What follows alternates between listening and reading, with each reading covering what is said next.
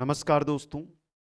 Rate 2021, rate 2022 और उनके अंदर हिंदी की जो शिक्षण विधियां हैं उनके जो क्वेश्चन एग्जाम में पूछे गए थे वो 60 क्वेश्चन जो आपके लिए काफी इंपॉर्टेंट बनेंगे। आप चाहे लेवल 1 लेवल 2 से हो और पेपर 1 के अंदर या भाषा भाषा 1 में अगर आपकी हिंदी है तो ये 60 क्वेश्चन, ये मान के चलो कि यहां से 5 क्वेश्चन आपके पेपर में हूबहू आ जाएंगे। इसलिए इन 60 क्वेश्चनों को देखना, पहले क्वेश्चन से लेकर अंतिम क्वेश्चन तक। कर भला हो भला मतलब अपने मित्रों तक शेयर कर देना, मेरे लिए नहीं, विद्यार्थी हित को देखते हुए शेयर कर देना इंपॉर्टेंट रहेगा। निम्नलिखित में से कौन सी बोलने की योग्यता है? बहुत प्यारा क्वेश्चन है। और बच्चे क्या करते हैं कि शुद्ध वर्तनी पहला देखा टिक लगा देते हैं, सुलेख ये तो नहीं है, श्रुतलेख भी नहीं है, पहले पे टिक कर देते हैं। लेकिन जो आशु भाषण होता है इसे कहा जाता है बोलने की योग्यता। समझ गए? तो नंबर 4 ऑप्शन सही रहेगा। अगला क्वेश्चन है कि ध्वनि शब्द एवं वाक्य रचना का ज्ञान देना हिंदी शिक्षण का कौन सा उद्देश्य है? ध्वनि का, शब्द का, वाक्य का। तो कौशलात्मक, सृजनात्मक, रसात्मक या ज्ञानात्मक, कौन सा उद्देश्य है? ये ज्ञानात्मक उद्देश्य होता है। कौन सा होता है? ज्ञानात्मक उद्देश्य। क्वेश्चन नंबर 3 को देखो। शिक्षक श्याम पट कॉपी या स्लेट पर अक्षरों को लिख देता है और छात्रों को कहता है कि इन अक्षरों को देखकर उनके नीचे स्वयं उसी प्रकार अक्षर बनाए। जैसे अध्यापक ने लिखा ए और बोला जाता है कि यह स्लेट है, अब आप नीचे इसके अंदर क्या करो, ए लिखो। तो फिर बच्चा ऐसे घुमाता है, ऐसे लिखता है और वो ऐसे कर देता है। यानी वो इसका क्या कर रहा है? अनुकरण कर रहा है। तो क्या अनुकरण विधि है यहां पर? तो ये रही अनुकरण विधि दोस्तों। क्वेश्चन नंबर 4 देखिए। उस शिक्षा शास्त्री का नाम बताइए जिन्होंने कहा था स्कूल एक बाग है, अध्यापक एक माली है, बच्चे पौधे के समान है दोस्तों। ऐसा किसने कहा था? बोसबर्न ने, ड्रेकोली ने, फ्रोबेल ने या मोंटेसरी ने? तो ये कहा था फ्रोबेल ने। किसने कहा था? फ्रोबेल ने कहा था दोस्त। क्वेश्चन नंबर 5 देखिएगा। राष्ट्रपिता महात्मा गांधी द्वारा प्रवर्तित बेसिक शिक्षा का एक प्रमुख सिद्धांत क्या है? बेसिक शिक्षा का प्रमुख सिद्धांत आपको पूछा है। आप इनको पढ़कर कमेंट करो, तब तक एक जानकारी देता हूं मैं, क्योंकि ये क्वेश्चन ऐसे क्वेश्चन है जिनकी आपको पीडीएफ चाहिए होगी। पीडीएफ के लिए जो भी साथी है कि सर हमें पीडीएफ चाहिए, तो पीडीएफ के लिए आप टेलीग्राम ज्वाइन कर लो। टेलीग्राम का जो नाम है वो कुचामन ऑनलाइन क्लासेज नाम है, जो आपको दिखाई दे रहा है। लिंक डिस्क्रिप्शन में, वहां से जाकर आप ओपन करो, सीधा लिंक मिलेगा, आप ज्वाइन करो। वहां पर इन 60 क्वेश्चनों का पीडीएफ आपको मिल जाएगा। हिंदी शिक्षण विधियां 60% के नाम से, उसको देख लेना। महात्मा गांधी की बात कर रहे हैं तो मातृभाषा के माध्यम से शिक्षा प्रदान करना, यह कहा था बेसिक शिक्षा में महात्मा गांधी ने। नेक्स्ट है, शिक्षकों को बालक की रुचि का सदैव ध्यान रखना चाहिए। जब बालक की रुचि पढ़ने की ओर नहीं हो तो उसे नहीं पढ़ाना चाहिए, इससे उसके विचारों में बाधा पहुंचती है। पाठ पढ़ाने से पूर्व उन्हें पाठ में बालकों की रुचि पैदा करनी चाहिए। उपयुक्त कथन भाषाई कौशल में किसका है? ये किसने कहा था? तो ये कहा था स्टीवेंसन, कार्लटन, हर्बर्ट ने। किसका है ये कथन? हर्बर्ट का कथन है। क्वेश्चन नंबर 7 है, पाठ्य पुस्तकों के उद्देश्य के अंतर्गत पाठ्य पुस्तकें शिक्षक या बालकों के लिए क्या है? पहला देखो, सादे नहीं वरन साधन है। तो नंबर 1 ऑप्शन है जो यहां पे सही रहेगा। क्वेश्चन नंबर 8 है, शिक्षण विधियों में ज्ञानेंद्रियों की शिक्षा पर विशेष बल देने वाली पद्धति है। शिक्षण विधियों के अंदर ज्ञानेंद्रियों की शिक्षा पर विशेष बल देने वाली जो पद्धति है, ज्ञानेंद्रियों पर बल देती है, वो देती है मोंटेसरी। कौन सी देती है?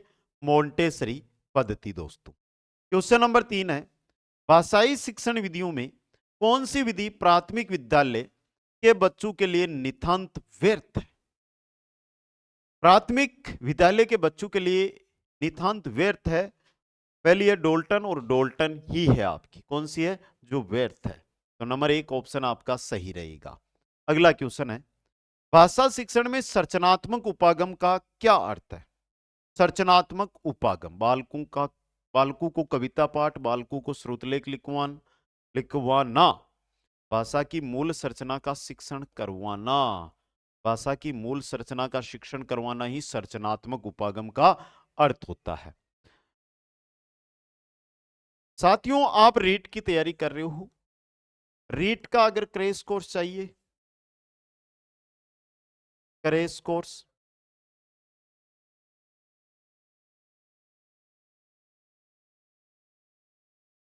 या टेस्ट सीरीज, टेस्ट सीरीज मात्र 20 रुपए में, क्रैश कोर्स मात्र 99 रुपए में, और क्रैश कोर्स के साथ टेस्ट सीरीज निःशुल्क भी रहेगी। ये सभी आपको मिलेगी कुछामन ऑनलाइन क्लासेज ऐप पर, प्ले स्टोर से डाउनलोड करो और जाकर आज ही ज्वाइन करो। क्वेश्चन नंबर 11, लिखने की शिक्षण विधि में पेस्टोलॉजी विधि क्या है? पहला, वाणी के छोटे छोटे खंड कर उन खंडों का योग करना ही क्या होती है? पेस्टोलॉजी विधि होती है। नेक्स्ट है, निम्नलिखित में से क्या नाटक का तत्व नहीं है? तो सहस्वर वाचन क्या नाटक में होता है? नहीं होता। तो नंबर 4 ऑप्शन सही रहेगा। नेक्स्ट, भाषा स्तर सुधारने के लिए यह सर्वाधिक आवश्यक सोपान है। कौन सा सोपान? तो देखिए, विद्यार्थी एवं अध्यापक द्वारा पुस्तकालय का उपयोग। नंबर 3 ऑप्शन सही रहेगा। नेक्स्ट क्वेश्चन है, निम्नलिखित में से प्राथमिक शिक्षा स्तर पर भाषा शिक्षण का मुख्य उद्देश्य क्या है? प्राथमिक शिक्षा स्तर पर भाषा शिक्षण का मुख्य उद्देश्य क्या है? तो देखिए, विद्यार्थियों को पूर्ण मनोयोग से सुनना, पढ़ना और लिखना। नंबर 1 ऑप्शन सही रहेगा। नेक्स्ट है, भाषा का प्राथमिक रूप मौखिक होता है। भाषा का प्राथमिक रूप कौन सा होता है? मौखिक रूप होता है। नेक्स्ट है, निम्नलिखित में से किससे मौखिक भाषा प्रयोग का कौशल विकसित किया जा सकता है? मौखिक भाषा प्रयोग का कौशल विकसित किसके द्वारा? शुद्ध उच्चारण से। किसके द्वारा? शुद्ध उच्चारण के द्वारा। क्वेश्चन 17 है, सुलेख के लिए सर्वश्रेष्ठ है क्या? प्रतिलेख, श्रुतिलेख और अनुलेख तीनों ही है, तो इनमें से सभी। नंबर 4 ऑप्शन सही रहेगा। क्वेश्चन नंबर 18, प्राथमिक स्तर पर विद्यार्थियों को भाषा सिखाने का प्रमुख उद्देश्य क्या है? लोकोक्ति मौर्य का ज्ञान कराना, स्वयं की बात को दूसरों के समक्ष अभिव्यक्त करने की कुशलता विकसित करना। तो नंबर 2 ऑप्शन आपका सही रहेगा। नेक्स्ट है, भाषा सीखने के लिए सर्वाधिक उपयुक्त कारक है कौन सा है? भाषा सीखने के लिए सर्वाधिक उपयुक्त कारक है समृद्ध भाषिक वातावरण। समृद्ध भाषिक वातावरण दोस्तों। नेक्स्ट है, लेखन में अधिकांशतः अशुद्धियां होती है। लेखन में अधिकांशतः अशुद्धियां वर्तनी, वाक्य रचना और विराम चिन्ह की, यानी इनमें से सभी। नंबर 4 ऑप्शन सही रहेगा। क्वेश्चन 21 है, सहस्वर वाचन के प्रकार है। सहस्वर वाचन के प्रकार आदर्श वाचन और अनुकरण वाचन, यानी 1 और 2 दोनों। 3 नंबर ऑप्शन सही रहेगा। नेक्स्ट क्वेश्चन है, उच्चारण सुधार कार्य के लिए सर्वाधिक उपयुक्त कक्षा स्तर है। उच्चारण सुधार कार्य के लिए सर्वाधिक उपयुक्त कक्षा स्तर कौन सा होता है? प्रारंभिक स्तर। कौन सा? प्रारंभिक स्तर। क्वेश्चन नंबर 23 है, प्राथमिक स्तर के विद्यार्थियों के लिए बाल साहित्य के चयन का मुख्य आधार यह होना चाहिए। क्या होना चाहिए? रोचक विषय वस्तु, छोटी रचनाएं, सुंदर चित्रावली, यानी इनमें से सभी। नंबर 4 ऑप्शन सही रहेगा। क्वेश्चन नंबर 24 है, वर्तनी की विधिवत शिक्षा का ज्ञान किस स्तर पर होना चाहिए? वर्तनी की विधिवत शिक्षा का ज्ञान हमें किस स्तर पर? प्राथमिक स्तर पर। देखो रिपीट हो गया ये क्वेश्चन। क्वेश्चन नंबर 25 है, निम्न में से कौन सा सहस्वर वाचन का भेद नहीं है?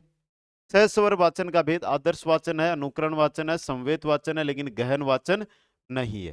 तो नंबर 4 ऑप्शन सही रहेगा। क्वेश्चन नंबर 26 है, किंडरगार्टन शिक्षण पद्धति में प्रयुक्त किंडरगार्टन शब्द का क्या अर्थ होता है? किंडरगार्टन, किंडरगार्टन का होता है, किंडरगार्टन ही गार्डन होता है, यानी बच्चों का उद्यान। किंडरगार्टन बच्चों का उद्यान। नेक्स्ट क्वेश्चन है, मौखिक अभिव्यक्ति की दक्षता में सहायक है। मौखिक अभिव्यक्ति की दक्षता में क्या सहायक है? वाद विवाद। क्या सहायक है? वाद विवाद। क्वेश्चन नंबर 28, निम्नलिखित में से वाचन शिक्षण का उद्देश्य है। वाचन शिक्षण का उद्देश्य क्या होता है? देखिए, विद्यार्थियों की कल्पना शक्ति का विकास, विद्यार्थियों की लेखन शक्ति का विकास, प्रत्येक शब्द पर उचित बल देकर पठन शक्ति का विकास, यानी 3 नंबर ऑप्शन सही रहेगा। नेक्स्ट, भाषाई कौशल के निर्धारित पक्षों में कौन सा उपयुक्त नहीं है? कौन सा उपयुक्त नहीं है? तो पहला देखना ही उपयुक्त नहीं है। नंबर 1 ऑप्शन सही रहेगा। क्वेश्चन 30, व्याकरण शिक्षण प्रणाली में किस प्रणाली को विकृत रूप में सुग्गा प्रणाली भी कहते हैं? सुग्गा प्रणाली कहते हैं पाठ्य पुस्तक प्रणाली को। किसको? पाठ्य पुस्तक प्रणाली को। नेक्स्ट है, नवीन शिक्षण पद्धतियों में प्रोजेक्ट पद्धति के व्यापक प्रयोग का श्रेय किसको है? किसको है दोस्तों?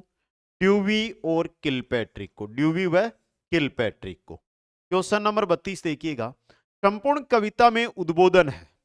उद्बोधन क्या होता है? निष्क्रियता से सक्रियता की ओर गमन, यही क्या होता है? आपका उद्बोधन होता है। नेक्स्ट, इस विधि में अध्यापक स्वयं ही नाटक का वाचन करता है, किंतु यह वाचन वस्तुतः वाचिक अभिनय होता है और पात्रों के अनुकूल भाषा के में उतार चढ़ाव आता रहता है। उपर्युक्त पंक्तियां नाटक शिक्षण की कौन सी प्रणाली के लिए कही गई है? किसके लिए कही गई है? वाचन हो रहा है, मतलब आदर्श नाट्य प्रणाली के लिए। आदर्श नाट्य प्रणाली के लिए। नेक्स्ट है, निम्नलिखित में से किस योजना के पश्चात प्रत्येक इकाई की शिक्षण योजना का निर्माण किया जाना चाहिए? किसके पश्चात? वार्षिक योजना के पश्चात। क्वेश्चन 35 है, निम्नलिखित में से किस शिक्षण विधि द्वारा विद्यार्थियों की मौखिक अभिव्यक्ति सशक्त होती है? मौखिक अभिव्यक्ति सशक्त होती है प्रश्नोत्तर विधि के माध्यम से। मौखिक अभिव्यक्ति सशक्त होती है प्रश्नोत्तर विधि के माध्यम से। क्वेश्चन नंबर 36 है, पठन की योग्यता विकसित करने के लिए उपयुक्त शिक्षण विधि है। पठन की योग्यता अगर विकसित करनी है तो प्रश्नोत्तर, आगमन, देखो और लिखो या अनुकरण, तो कौन सी रहेगी? अनुकरण। क्वेश्चन आपका, अभिक्रमित अनुदेशन विधि के सिद्धांत में सम्मिलित है। क्या सम्मिलित है? अभिक्रमित अनुदेशन विधि, स्वगति का सिद्धांत। कौन सा? स्वगति का सिद्धांत। क्वेश्चन नंबर 38 है, खेल विधि को प्रचलित करने का श्रेय है। खेल विधि को प्रचलित किया था कुक ने, तो हेनरी कोल्डवेल कुक को। हेनरी कोल्डवेल कुक को दोस्तों। क्वेश्चन 39 है, व्याकरण शिक्षण की किस प्रणाली को विकृत रूप में सुग्गा कहा जाता है? देखो रिपीट हो गया क्वेश्चन, हो गया ना, तो वो है पाठ्य पुस्तक प्रणाली दोस्तों। क्वेश्चन नंबर 40, रेडियो अधिगम सामग्री है। रेडियो सुनाई देता है, मतलब सर्वे अधिगम सामग्री होता है रेडियो। क्वेश्चन नंबर 41 है, भाषा शिक्षण में उपयोगी सर्वे दर्शे साधन है। कौन से हैं? भाषा शिक्षण में उपयोगी सर्वे, रेडियो नहीं है, अभिनय है। कौन सा है? अभिनय।